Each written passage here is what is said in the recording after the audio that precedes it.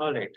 So when we talk about Fayol's principles of management, अब आपको ये समझना है कि जहाँ पे टेलर का एम्फेसिस पूरी तरीके से फैक्ट्री सिस्टम पे था, यहाँ पे जब हम हेनरी फेयोल के बारे में बात करेंगे, उसका जो पूरा एम्फेसिस है is on general administrative theory. In the sense, he is focusing not just on a product-based factory system of manufacturing, but this is more universal in nature. In the sense, it covers modern form of businesses which are service-oriented, which are trade-oriented. और इसके contribution का सबसे ज्यादा important इस वजह से भी है because he was the first person to identify the different primary functions of management. तो जब हम लोग वो planning, organising, staffing, directing, controlling के बारे में बात करते हैं, तो ये सारे पहली बार किसने टर्म्स बनाए थे? इस बंदे ने बनाए थे, हेनरी फेयोल ने बनाए. Does it make sense? Now we have to understand his background little bit. ये एक माइनिंग इंजीनियर था. उसने बॉटम लेवल से स्टार्ट करते करते एमडी लेवल तक उसने देखा. He was the first person to identify all these functional areas and इसको father of general management बुलाते हैं. Father of scientific management कौन था? F.W. Taylor. But father of general management या father of administrative theory बन जाएगा Henry Fayol. All good. अब इसने जो है हम लोगों को 14 प्रिंसिपल्स दिए हैं, 14 different principles of management, but these principles are relatively much easier in comparison to the scientific management principles. ठीक है? NHR किधर था? Modern theory में है staffing, but he had proposed only these 4 different functional areas of management. Okay? Now when we talk about the first principle, ये first principle हमारा है division of work. अब according to this particular principle, Fayol ने बोला था कि कोई भी काम जब हम एक ऑर्गेनाइजेशन में करते हैं, उस काम को हम छोटे टाइनी पार्ट्स में ब्रेक डाउन करेंगे. अब ये जो छोटे छोटे टास्क हमने लेआउट बना दिया, उसको हमें एलोकेट करना है टू द पर्सन जिसके पास ये टास्क करने की क्षमता हो, which means that we have to give the right work to the right person. उसके स्किल्स, एबिलिटी एंड एक्सपीरियंस के हिसाब से हमें सही इंसान को सही काम देना है. दूसरी चीज, जस्ट बिकॉज आपके पास वो स्किल एबिलिटी है तो हम ऐसा नहीं मान सकते कि आपको पहले टाइम से पता होगा कि मैं आपसे इस आउटपुट में क्या एक्सपेक्ट कर रहा हूँ. जैसे अगर आपके घर पे महाराज खाना बनाने के लिए आते हैं, ठीक है, तो आपको उनको बोलना पड़ेगा कि मुझे थोड़ा कम तीखा पसंद है, या फिर मेरे में थोड़ा तेल कम डालो, या मेरे को थोड़ा स्वीट ज्यादा अच्छा लगता है. तो उसको खाना बनाना तो आता है, बट आपको किस तरीके का खाना चाहिए उसका आपको उसको इंस्ट्रक्शन देना पड़ेगा, उसका आपको उसको ट्रेनिंग देना पड़ेगा. यस और नो? सेम तरीके से जब किसी ऑर्गेनाइजेशन में भी हम लोग काम करते हैं, अगर हमें हमारा आउटपुट इफेक्टिव एंड एफिशिएंट चाहिए, तो उस पर्सन की कैपेबिलिटी को हम फॉर ग्रांटेड नहीं ले सकते, हमें उसको अपने हिसाब की ट्रेनिंग देनी पड़ती. समझ आएगा? So what will happen is, वो एक part of work repeated basis पे बार बार जब परफॉर्म करेगा, तो वो उस एरिया ऑफ वर्क का एक्सपर्ट बन जाएगा, स्पेशलिस्ट बन जाएगा. समझ में आएगा आपको? सो डिविजन ऑफ वर्क के वजह से क्या एनकरेज होता है? स्पेशलाइजेशन एनकरेज होता है. ऑलराइट. अब यहाँ पे आपको एक चीज समझनी है कि डिविजन ऑफ वर्क जो है वो सिर्फ और सिर्फ टेक्निकल काम के लिए नहीं होता. मतलब हम लोग किसी मैन्युफैक्चरिंग प्रोसेस को ही ब्रेक डाउन नहीं करते, बहुत बार हमें मैनेजरियल वर्क के लिए भी क्या करना पड़ता है? डिविजन ऑफ वर्क करना पड़ता है. जैसे आपके स्कूल्स में भी अगर आप देखोगे, तो जो हाई स्कूल है उसके सुपरवाइजर अलग है, मिडिल स्कूल के सुपरवाइजर अलग है, और प्री प्राइमरी और प्राइमरी सेक्शन के सुपरवाइजर अलग है. यस और no? So the point here is, भले आपका काम मैनेजरियल नेचर का क्यों ना हो, आपका जो स्पैन ऑफ मैनेजमेंट होता है, कितने लोगों के पास से आप काम करवा सकते हो, वो एक लिमिट होती है किसी भी इंसान की. So on the basis of that हम लोगों को वर्क डिवाइड करना पड़ेगा even for managerial task. Does this make sense to you? सबको डिविजन ऑफ वर्क ये फंडा समझ में आया कि ओवरऑल काम को छोटे पार्ट्स में डिवाइड करेंगे, वो काम ये ऐसे इंसान को दिया जाएगा जो उस काम को करने के काबिल है, he is competent to do that job. हम उस इंसान को सीधा काम नहीं देंगे, उसको पहले ट्रेनिंग देंगे. वो ट्रेनिंग देंगे तो वो same nature of work repeated basis पे हर दिन परफॉर्म करेगा, तो वो एरिया का स्पेशलिस्ट बन जाएगा. अगर वो स्पेशलिस्ट बन गया तो हमारा आउटपुट इफेक्टिव एंड एफिशिएंट बनने वाला है. लास्टली, ये टाइप का डिविजन ऑफ वर्क सिर्फ और सिर्फ ऑन ग्राउंड टेक्निकल वर्क के लिए नहीं होता, मैनेजरल वर्क के लिए भी होता है. नाउ नेक्स्ट बेसिस पे आते हैं, या नेक्स्ट प्रिंसिपल पे आते हैं, which is authority and responsibility. Now the term authority itself goes on to say कि आपका रुतबा कितना है, आपकी कितनी लोग बात मानते हैं।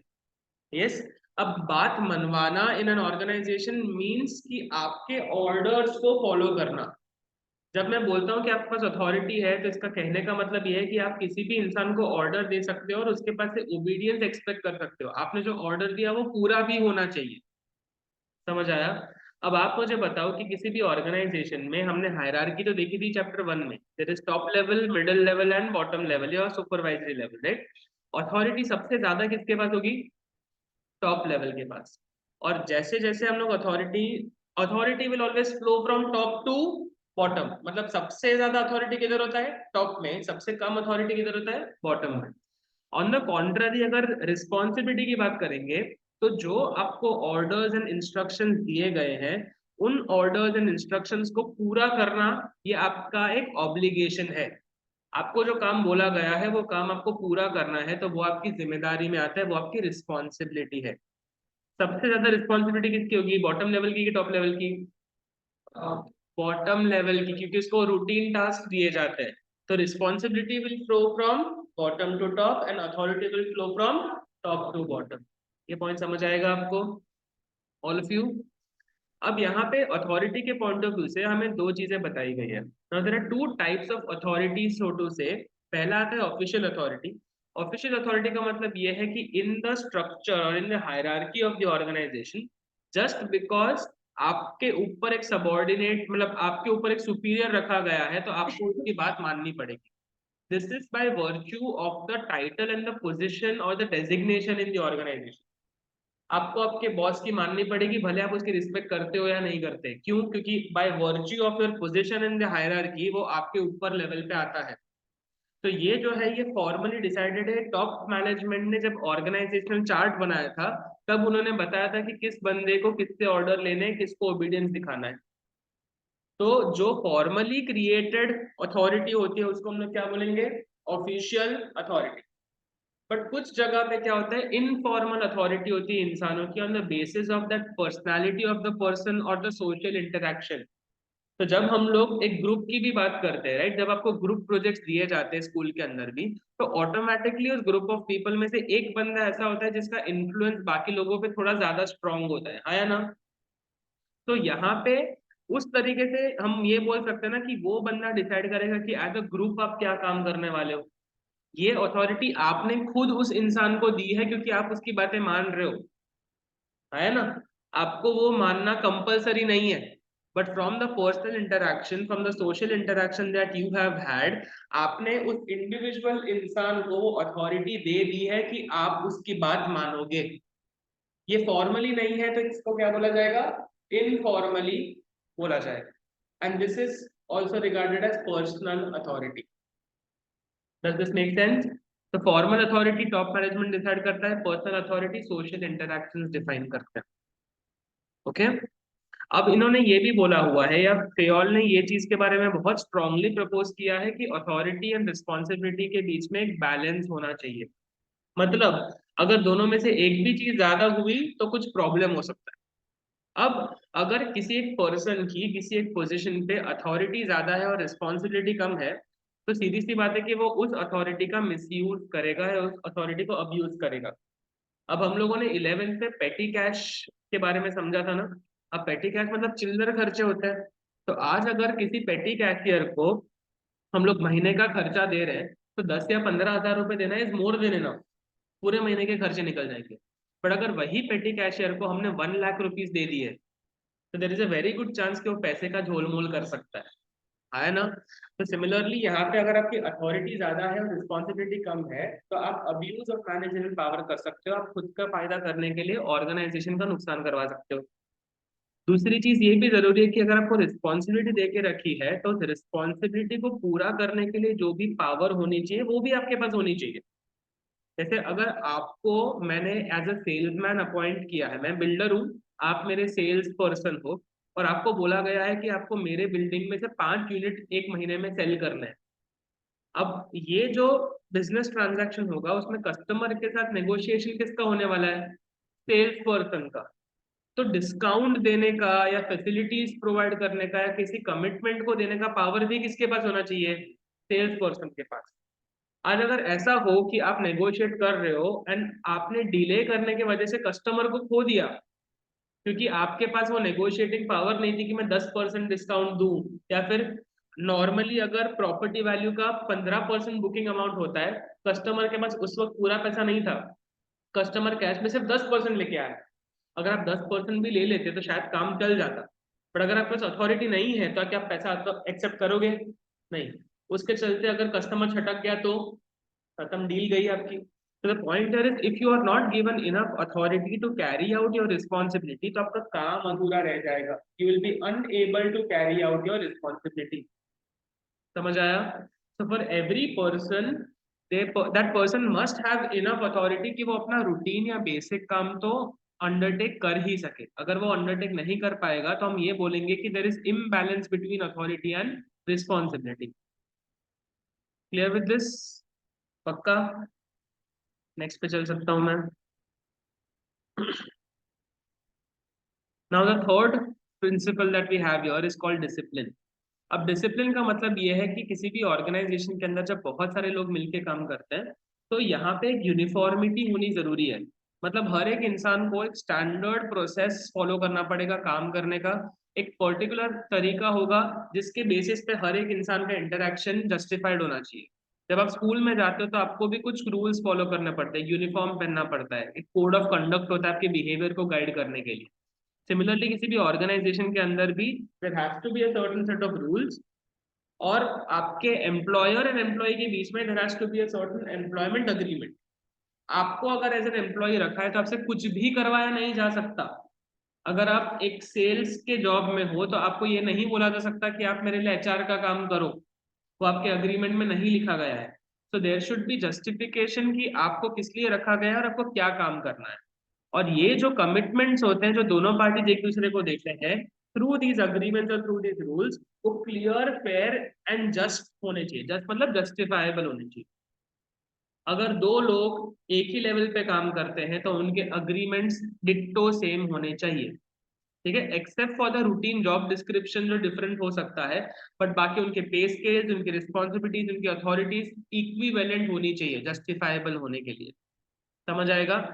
अब अगर किसी ऑर्गेनाइजेशन के अंदर हमने रूल्स बनाए हैं और अगर रूल्स को फॉलो नहीं किया जा रहा है तो उस रूल्स को ना फॉलो करने के लिए आपको पेनल्टीज भी इम्पोज करनी चाहिए, वरना उस रूल्स का कुछ महत्व बचेगा ही नहीं। Yes or no? If you do not follow a rule, there should be punishments or penalties that should also be clearly communicated beforehand. All good? तो इसके वजह से क्या होगा, हर एक इंसान का जो बिहेवियर है उसको आप गाइड कर पाओगे in the right direction. You will have a clarity कि हर एक इंसान जो ऑर्गेनाइजेशन में आता है वो किसी फॉल्स होप या फॉल्स एक्सपेक्टेशन में नहीं रहेगा, उसको हर चीज की क्लैरिटी रहेगी। ठीक है? Now you have to understand that organisation में जो मैनेजर्स होते हैं, मैनेजर्स भी कभी कभी क्या करते हैं, एक दूसरे के अगेंस्ट कुछ प्रेजुडिस रखते हैं। तो हम लोग ने जब सारी चीजें ऑन पेपर रखी है, रूल्स लेट डाउन है, तो किसका क्या कमिटमेंट है और किसको क्या ऑनर करना है कमिटमेंट, उसकी 100% ट्रांसपेरेंसी हर एक के पास होगी। तो आज जो एम्प्लॉय है वो बॉस को बोल सकता है कि आपने मेरे को जो है वो 9 to 6 के लिए आपने रखा है तो I will not do over time. या फिर अगर आप ऐसा एक्सपेक्टेशन होता भी है, मतलब इस बॉस के पास ये हक रहता है कि वो एम्प्लॉय से पूछे कि आप लेट क्यों आ रहे हो, तो एम्प्लॉय के पास भी ये हक है बॉस को पूछने का कि आप टाइम पे सैलरी क्यों नहीं ले रहे हो। तो this is a two way street. Commitment दोनों तरफ से ऑनर होने चाहिए, नॉट जस्ट वन वे। समझ आएगा आपको? Then we talk about the next principle which is unity of command. सबसे पहले तो इस प्रिंसिपल को इंपॉर्टेंट मार्क कर देंगे। इंपॉर्टेंट इसलिए क्योंकि यहाँ पे एफ.डब्ल्यू. टेलर और हेनरी फ्योल एक दूसरे से एग्जैक्टली ऑपोजिट है। जब हम लोगों ने हेनरी फ्योल, हम लोग ने जब टेलर के प्रिंसिपल्स पढ़े थे उसमें खास तौर पे जब हमने फंक्शनल फोरमैनशिप के बारे में पढ़ा था, so under the principle of functional foremanship we had realise one thing, that किसी भी एम्प्लॉय के टोटल कितने बॉसेस होने चाहिए? 8 बॉस होने चाहिए। 4 people who are in charge of planning and 4 people who are in charge of execution. Yes और no? तो हर एक पर्सन जो होता है, हर एक सुपीरियर जो होता है, वो हर हर स्कोप ऑफ वर्क में एक्सपर्ट नहीं होता। and as a result we must divide that work and allocate one specialized person as a boss or a supervisor for one specific action. Agreed? But यहाँ पे according to Henry Pure, he says that one person, if he is given orders by multiple bosses, there is a very good chance that he will get confused. इस वजह से वो ये बोलना चाहता है that किसी भी फॉर्मल ऑर्गेनाइजेशन के अंदर एक इंसान को एक ही बॉस होना चाहिए. For every employee there should only be one boss. Does that make sense to you? And दूसरा ये भी बोला गया है कि आपको जो ऑर्डर लेने हैं और जिसके तरफ आपका ऑब्लिगेशन है रिपोर्ट सबमिट करने का, काम देने का, वो एक ही इंसान होना चाहिए. Now this is very similar to the military form of organisation, जहां पे एक सोल्जर को एक ही कमांडर इंस्ट्रक्शन या ऑर्डर देगा, वो किसी और की बात नहीं मानेगा. अब इसके थ्रू क्या होगा, किसी तरीके का कंफ्यूजन केओस हम अवॉइड कर सकते हैं, ड्यूअल सबऑर्डिनेशन को एलिमिनेट कर सकते हैं. ड्यूअल सबऑर्डिनेशन इस वर्ड का मीनिंग क्या है कि एक इंसान दो सुपीरियर्स के लिए काम कर रहा है, जो होना नहीं चाहिए. समझ आएगा आपको? So we should be avoiding dual subordination and we should follow the principle that there should be one employee, there should be one boss for one employee. This is in compliance of unity of command. इतना clear? अब इसी से थोड़ा सा similar है unity of direction, जहां पे unity of direction के बारे में जब हम बात करेंगे तो आपको समझ में आना चाहिए कि ऑर्गेनाइजेशन में डिपार्टमेंट एंड यूनिट्स अलग अलग होते हैं, करेक्ट? बट हर एक यूनिट या हर एक डिपार्टमेंट में जो लोग हैं वो एज अ ग्रुप काम कर रहे हैं, है ना? तो ग्रुप में अगर हर एक इंसान अलग अलग दिशा में काम करेगा तो क्या आउटकम सिमिलर निकल सकता है? नहीं. तो हमें क्या करना पड़ेगा, उस ग्रुप के एफर्ट्स को चैनलाइज करने के लिए एक इंसान चाहिए. There should be one head for the group who should be following one plan. तो अगर one head and one plan for a group of people होगा तो हमारे जितने भी इंडिविजुअल्स के एफर्ट्स है उसको चैनलाइज करके कोऑर्डिनेट करके हम लोग एक ही डायरेक्शन में बढ़ सकते हैं. इवेंचुअली सारे के सारे डिपार्टमेंट्स जो है उनका काम किस तरफ जाना चाहिए, ऑर्गेनाइजेशनल गोल के तरफ जाना चाहिए. So even if you have a different plan of production, different plan for marketing, different plan for finance and HR, eventually when all of those plans are followed, what should you be able to achieve? The organizational goal. Is this making, I mean, is this making sense to all of you? पक्का? अब इसमें difference जो है उस difference के table के ऊपर थोड़ा एम्फसाइज करेंगे. तो जब unity of command and unity of direction के बारे में बात कर रहे हैं, यूनिटी ऑफ कमांड एक इंसान के बारे में बात करता है, यूनिटी ऑफ डायरेक्शन एक ग्रुप के बारे में बात करता है. ध्यान નથી मैडम તમારું આજે? કેમ નથી? तो प्रवचन थोड़ी चाला चाहिए. यूनिटी ऑफ डायरेक्शन का मतलब ये है कि एक यूनिट अगर है तो उसका एक ही बॉस होगा और उसी की सुननी है. समझ आया? If you belong to a depart, अगर आप प्रोडक्शन डिपार्टमेंट में हो तब सेल्स डिपार्टमेंट के बॉस की बात मानोगे क्या? वो ऑर्गेनाइजेशन में आपके ऊपर आता है, technically he is a superior, but क्या वो आपका सुपीरियर है? नहीं, तो आप उसकी बात नहीं मानोगे. तो there should be unity of direction. आप जिस डिपार्टमेंट को बिलोंग करते हो, जिस यूनिट को बिलोंग करते हो, आपको उसके ही बॉस की बातें माननी है. ये चीज बताता है यूनिटी ऑफ डायरेक्शन. समझ में आया? तो there should be one head for one plan for one department for one unit. Eventually हम लोग, हाँ, unity of command how is possible for मतलब ऐसा नहीं बोल रहे कि 50 एम्प्लॉय तो 50 बॉस है, बट 50 एम्प्लॉय जो एक डिपार्टमेंट को बिलोंग करते हैं उसका एक ही बॉस होगा. He will not be answerable to multiple bosses.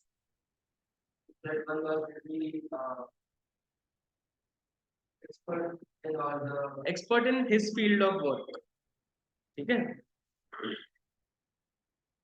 अब उसके बाद यहाँ पे अगर हम unity of command and direction के बारे में बात करेंगे तो ये ड्यूअल सबऑर्डिनेशन को अवॉइड करने में हेल्प करता है, ये ओवरलैपिंग ऑफ एक्टिविटीज को हेल्प करता है. मतलब आज अगर हम लोग प्रोडक्शन डिपार्टमेंट की बात कर रहे हैं तो प्रोडक्शन डिपार्टमेंट का जो बॉस होगा उसको क्लैरिटी होगी कि उसको क्या टारगेट अचीव करना है, और उस टारगेट के हिसाब से उसने डिस्ट्रीब्यूट कर दिया होगा कि अगर मेरे पास 10 बंदे हैं तो 10 लोगों के बीच में मैं काम डिस्ट्रीब्यूट कर दूंगा. There will be a clarity about who is supposed to do what work. Eventually जब ये डिवाइडेड वर्क होगा तो वो साथ में मिलके उसका ऑर्गेनाइजेशन का डिपार्टमेंट का गोल फुलफिल हो जाना चाहिए. तो अगर हम लोगों को 100 यूनिट बनाने हैं और हमारे पास 10 लोग हैं तो हम लोग 10 लोगों के पास से 10 चीजें बनवा लेंगे. तो टोटल 100 मीट हो जाएगा ना हमारे लिए, make sense? So the point here is, अगर हम लोगों ने इस डिपार्टमेंट के प्लान को कैरी आउट नहीं किया, तो बहुत बार ऐसा हो सकता है कि एक इंसान जो है, या तो मतलब two people are working either on the same thing, और it can so happen that one work is left undone by everyone. मतलब जब आप सारे दोस्त मिलके एक प्लान बनाते हो, तो उसमें आप एलोकेट कर देते हो ना कि ये बंदा सबकी टिकट बुक करेगा। अब आप ऐसा अज्यूम कर लो कि ये टिकट लेके आएगा या वो टिकट लेके आएगा, तो सब लोग बिना टिकट के वहां पहुंच जाएंगे, या फिर हर एक इंसान सबकी टिकट ले लेगा। तो या तो काम होगा नहीं, या तो ओवरलैप ऑफ काम होगा। समझ आया आपको? नाउ लास्ट इसका इम्प्लीकेशन ये है कि यूनिटी ऑफ कमांड जो है वो एक इंडिविजुअल एम्प्लॉय को इम्पेयर करता है, उसके परफॉर्मेंस को इम्पेयर करता है। जबकि यूनिटी ऑफ डायरेक्शन अगर नहीं हुआ, तो उसका इम्प्लीकेशन पूरे ऑर्गेनाइजेशन पे आता है। रीजन, सारे डिपार्टमेंट्स इंटर रिलेटेड होते हैं। अगर प्रोडक्शन का काम अटक रहा है तो ऑटोमेटिकली सेल्स अटकेगा, अगर सेल्स अटक रहा है तो ऑटोमेटिकली फाइनेंस अटकेगा, मतलब all the departments will falter if one department fails. Clear with this? Now when we talk about principle number 6, इसके प्रिंसिपल के नाम के अंदर ही इसका पूरा एक्सप्लेनेशन समा जाता है। So the point here says subordination of individual interest to general interest. मतलब क्या ज्यादा जरूरी है? ऑर्गेनाइजेशन का general interest is more important than individual interest. Reliance Industries is not created to satisfy the needs of Mr. Ambani alone. उसके काफी stake holders हैं, और सारे स्टेक होल्डर्स की जो एक्सपेक्टेशन है उस बिजनेस से वो पूरी होनी चाहिए, राइट? तो उनका कहना ये है कि कोई भी बिजनेस को जब हम मैनेज करते हैं, तो किसी एक इंसान को प्लीज करने के लिए या खुद के बेनिफिट के लिए आप डिसीजंस नहीं लोगे। whenever you take these decisions should always be focused on ensuring that हम सारे स्टेक होल्डर्स के इंटरेस्ट को मैनेज कर रहे हैं, और दूसरा, मैनेजर किसी भी तरीके से अपने पावर्स को मिस यूज नहीं कर रहा है अपने पर्सनल एडवांटेज के लिए या किसी को फेवरेटिज्म करने के लिए। समझ आया? एक इंसान के लिए ऑर्गेनाइजेशन नहीं चलता है, ऑर्गेनाइजेशन को सबके इंटरेस्ट को लेके चलना पड़ेगा। So an individual's interest is always secondary to the primary interest of the organization at large. Okay, Jihan, are you paying attention? Yes, sir. Alright. Now we come to point number 7, which says that remuneration of employees जो है वो कैसा होना चाहिए। Now when we talk about remuneration, remuneration का meaning क्या होता है? सैलरी, पेमेंट, वेजेस, जो भी हम उसको पे कर रहे हैं, ठीक है? तो कोई भी एम्प्लॉय अगर आपके ऑर्गेनाइजेशन में आता है, तो वो फ्री में तो काम करेगा नहीं, वो इन रिटर्न किसी तरीके का रिवॉर्ड चाहेगा। अब यहाँ पे आपको समझना पड़ेगा कि जो भी आप उसको पेमेंट करोगे, जो भी उसका रेम्यूनरेशन डिसाइड करोगे, it should be justifiable and equitable.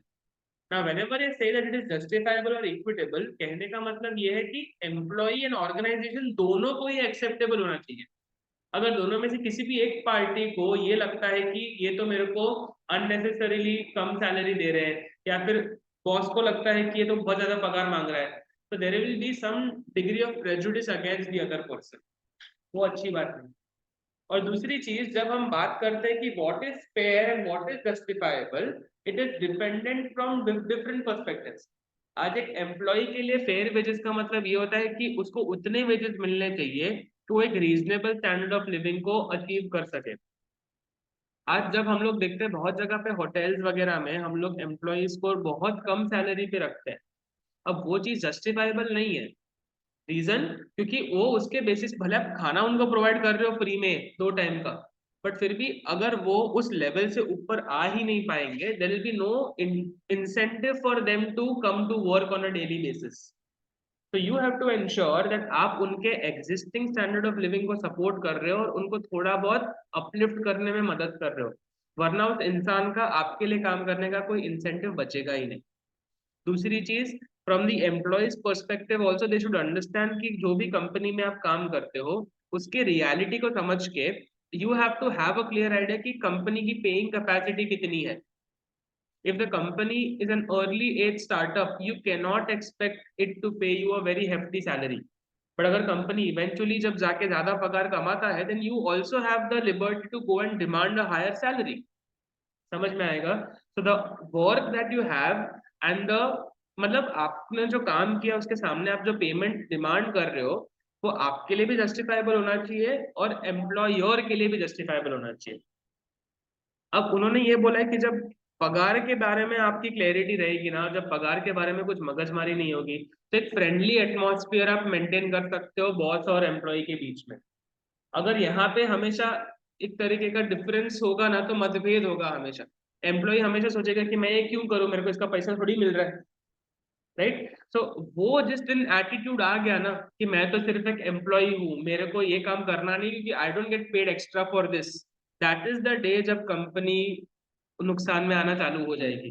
Because अगर उसके मन में कुछ अच्छा होगा भी, कोई सजेशन या फीडबैक होगा भी, तो भी वो बताएगा नहीं, क्योंकि उसका मन खट्टा हो चुका है toward the company. He will not want to participate and actively contribute to the growth of the organisation. तो आपको एज अ मैनेजर ये इंश्योर करना है दैट आप जो भी सैलरी या रेम्यूनरेशन पे करोगे वो जस्टिफाइबल होना चाहिए, वो इक्विटेबल होना चाहिए, वो फेयर होना चाहिए। Point clear? Then we come to the next principle, which is centralization and decentralization. अब centralization and decentralization को हमें perceive करना है from the decision making power. अब जब हम बोलते हैं कि एक सेंट्रलाइज्ड ऑर्गेनाइजेशन है, मतलब डिसीजन मेकिंग पावर सिर्फ एक इंसान के पास, टॉप लेवल के पास, और किसी भी इंसान के पास डिसीजन मेकिंग पावर नहीं है। मतलब छोटी सी छोटी चीज या बड़ी से बड़ी चीज उस इंसान के अप्रूवल से ही होगी, करेक्ट? पर जब हम बहुत लार्ज एंटरप्राइजेस के बारे में बात करते हैं तो वहां पे डिसीजन ही इतने सारे होते हैं कि डिसीजन मेकिंग पावर को डिस्ट्रीब्यूट कर देना पड़ता है। समझ आ रहा है यहाँ पे आपको? तो whenever you are distributing or dispersing the decision making power amongst more number of people amongst lower levels, तो उसको क्या बोला जाएगा? Decentralization. And when there is concentration of power in the hand of one person, तो उसको क्या बोला जाएगा? Centralization.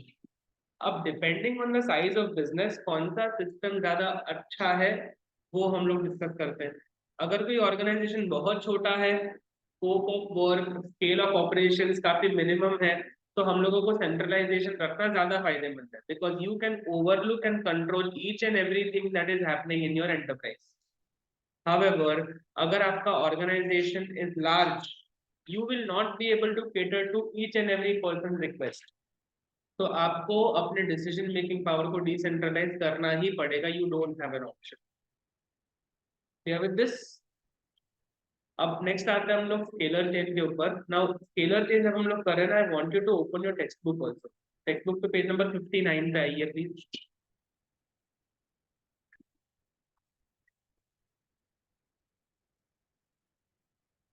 वहां पे स्केलर चेन का जो प्रिंसिपल है, वहां पे आपको एक डायग्राम दिख रहा होगा, ट्राइंगल जैसा बना होगा। You see that?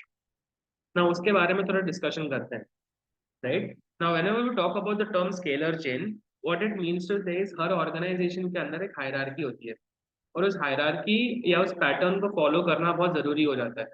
Now let's just take an example. If you were to ask your school authority कि आपको 1 महीने के छुट्टी पे जाना है, right? Now this is not something that can be approved by your class teacher, yes? तो आप सबसे पहले क्या करोगे? आप रिटर्न रिक्वेस्ट क्लास टीचर को भेजोगे, वो क्लास टीचर सुपरवाइजर को देगा, सुपरवाइजर से वाइस प्रिंसी को देगा, और वाइस प्रिंसी से प्रिंसी के पास जाएगा। यस और नो? तो ये आपने जो हायरार्की फॉलो की, वो हायरार्की फॉलो करना फॉर्मल कम्युनिकेशन में जरूरी होता है। It's a part of the protocol which you can not avoid. अब सिमिलरली इफ आपको किसी और डिपार्टमेंट के इंसान से बात करनी है, तो you can not directly communicate with the person. आपको वो पूरा जो सिस्टम है वो फॉलो करके जाना पड़ेगा। अगर आप वो डायग्राम अच्छे से देखेंगे, तो इस डायग्राम में अगर पर्सन डी को पर्सन एम से बात करनी है, तो वो डायरेक्टली बात नहीं कर पाएगा। तो डी पहले सी को बोलेगा, सी बी को बोलेगा, फिर बात ए तक पहुंचेगी, फिर ए एल को बोलेगा कि एम तक ये इन्फॉर्मेशन पहुंचाओ। यस और नो? तो यहाँ पे पूरा सिस्टम फॉलो होगा हायरार्की का, even for formal communication. However at any given point of time अगर हमें ऐसा लगता है कि एक अर्जेंट मैटर है जिसमें डिसीजन मेकिंग करना हमारे लिए बहुत क्रिटिकल है, क्रूशियल है, तो हम लोग इस सीक्वेंस को फॉलो करे बिना डायरेक्टली उस इंसान से कम्युनिकेट कर सकते हैं। बट जब आप डायरेक्टली उस इंसान से कम्युनिकेट करोगे, तो ये एक्स्ट्रा ऑर्डिनरी सर्कमस्टेंस होना चाहिए, इमरजेंसी सर्कमस्टेंस होना चाहिए, and when at that point of time you are not following the hierarchy, then we will say that you are using something known as gangplank. ठीक है, that आप जो है वो फॉर्मल अथॉरिटी को फॉलो ना करते हुए एक अलग रूट यूज कर रहे हो जो कि शॉर्टकट है।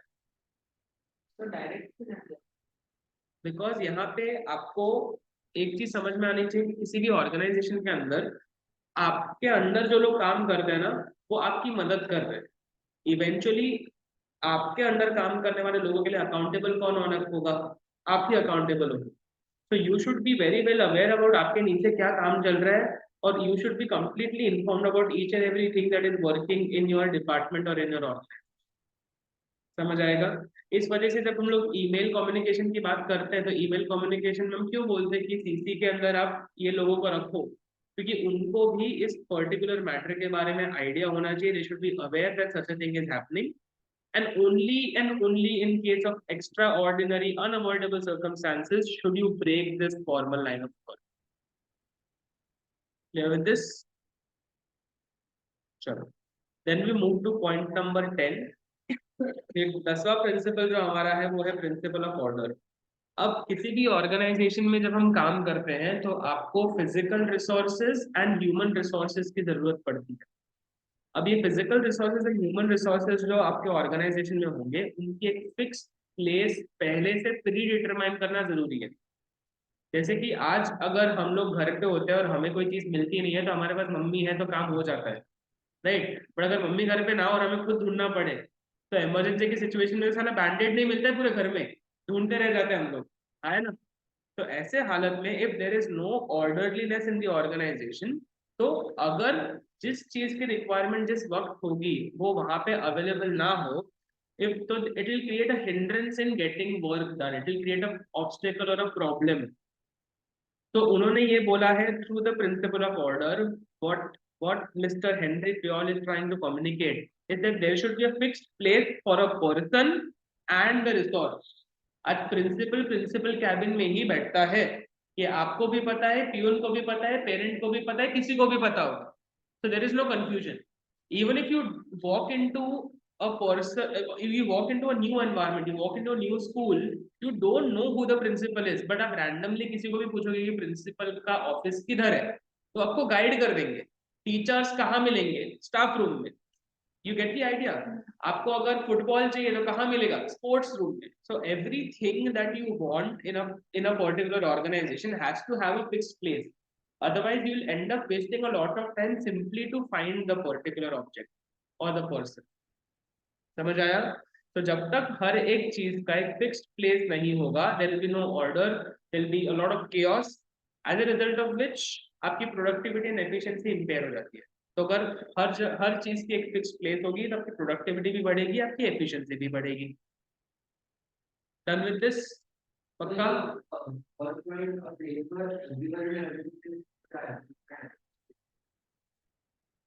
मतलब ये देयर इज अ प्लेस पर उन्होंने लिखा है everything and everything text book के अंदर भी, बट ये ब्रैकेट वाला चीज मैंने डाला है कि मतलब ह्यूमन रिसोर्स के लिए और फिजिकल रिसोर्स के लिए there has to be fixed place. ठीक है?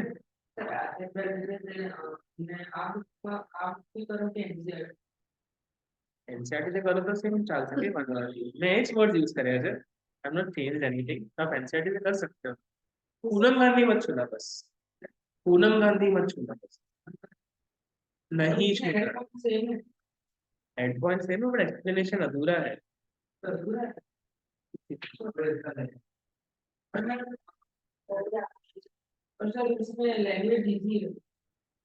बट मार्क्स भी इजी मिलेंगे फिर। नॉलेज के बेसिस पे अगर हम लोग पढ़ाई को देखने जाते तो फिर हमने स्कूलिंग कब तक छोड़ दिया होता मेरे भाई।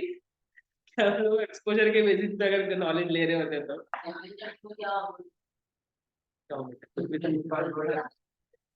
सॉरी, अरे वो स्टार्टिंग में फीचर्स के बाद जो कॉन्सेप्ट था, इम्पोर्टेंस है, बट फीचर शायद नहीं है। कॉन्सेप्ट है, मतलब मीनिंग एंड डायरेक्टली का सिग्निफिकेंस है। नेचर कैरेक्टरिस्टिक्स में पर एक पार्ट में क्या ही चला जाएगा उसमें, आपको एमसीक्यू ऑब्जेक्टिव में वो कहीं ना कहीं इंडायरेक्टली पूछ ही लेंगे। तो इस चैप्टर में आप कुछ डिलीशन मत मानो आइडियली, ठीक है। एनसीईआरटी છે તમને કહું છું તમે સામે સામે રાખીને કમ્પેર કરો ને, आप डायरेक्टली टेक्स्ट बुक पर इसको कंपेयर करो, मेरे को कोई वांधा नहीं। मैंने दिख तो सेम वर्ड यूज किया, I will try to cut short as much as possible. Examples हटा दिए, आर्टिकल्स हटा दिए सारे, तो जो की वर्ड्स है सिर्फ वही रखे मैंने यहाँ। सर मैं 11th में तो पूनम गांधी करे, 12th में नहीं था पूनम गांधी सुका महंगाई कौन है? मैं मंगल बट उन लोगों ने थोड़े बोला था कि पूनम गांधी कंपलसरी है। वो कंपल्सरी मॉडरेट हो गया Hindi language easy language, but easy language થી માર્ક્સ નથી મળતા ને, પ્રોબ્લેમ તો ત્યાં આવે છે। अपन આ સિસ્ટમ મોટી નહીં છે આપણે નોલેજ ઇમ્પોર્ટન્ટ નોલેજ એક કામ કરીને ને તો જે એજ્યુકેશન મિનિસ્ટર બની જાય ને તો આપણે ચેન્જ થઈ જાય યાર, તો આગળના જનરેશન નું ભલું થાય। ના ના ના ये वो नहीं करना तो जिहान ने कहते जिहान करो ना कुछ।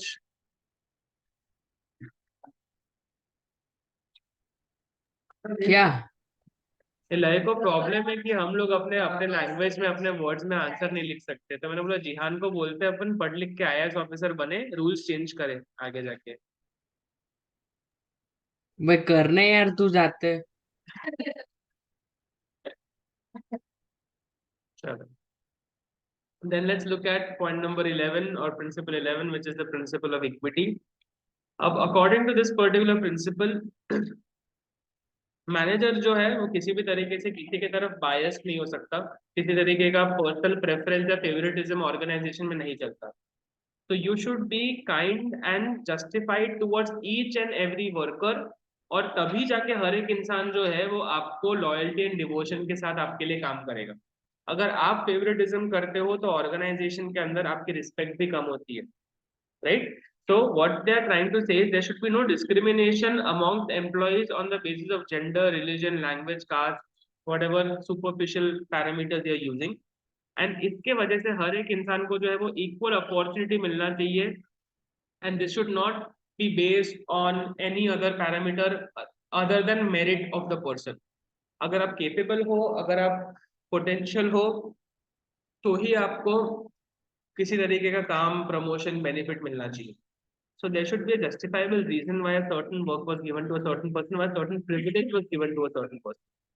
ठीक है, तो unnecessary या undue advantage किसी को नहीं होना चाहिए। Now I'm going to give you a case, आप मुझे बताओ उसमें कौन सा प्रिंसिपल अप्लाई होगा। there are two people, Akash and Anjali, दोनों लोग ऑर्गेनाइजेशन में ज्वाइन होते हैं, और अंजलि को 2 महीने बाद रियलाइज होता है कि आकाश को जो है, जो सैलरी एंड परक्विजिट्स है वो उससे ज्यादा मिल रहे हैं, and Anjali is not happy with this। So this is a violation of remuneration or equity। Remuneration की इक्विटी, क्योंकि सैलरी की बात हो रही है, तो रेम्यूनरेशन का प्रॉब्लम है कि इक्विटी का प्रॉब्लम है।